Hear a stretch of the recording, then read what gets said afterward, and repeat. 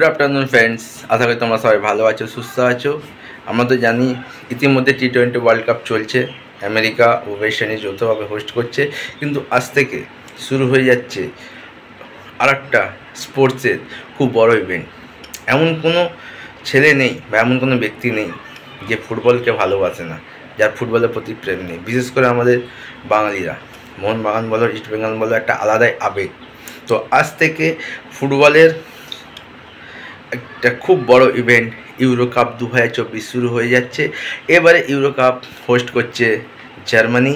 আর এই euro cup বলতে পারো আমার বিশ্বের the goat CR7 last euro cup.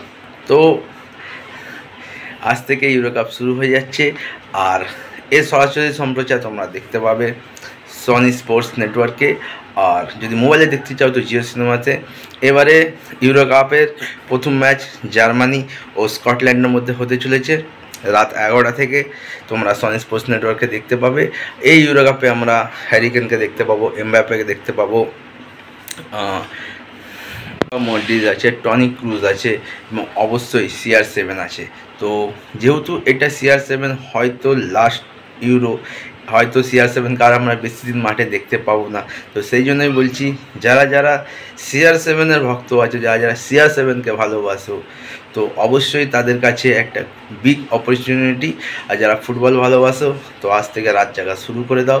প্রথম ম্যাচে জার্মানি স্কটল্যান্ড মুখোমুখি হচ্ছে। এবারে ইউরো কাপে 24টা দল অংশগ্রহণ করছে।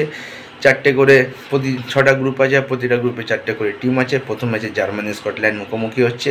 তো আপাতত এইটুকুই। আমি ফুটবল সংক্রান্ত কোনো ভিডিও করি না, কিন্তু যেহেতু ইউরো কাপ বলে কথা, আর CR7 এটা লাস্ট ইউরো হতে চলেছে, তো সেই জন্য ভিডিও তো বানতে হয় বস।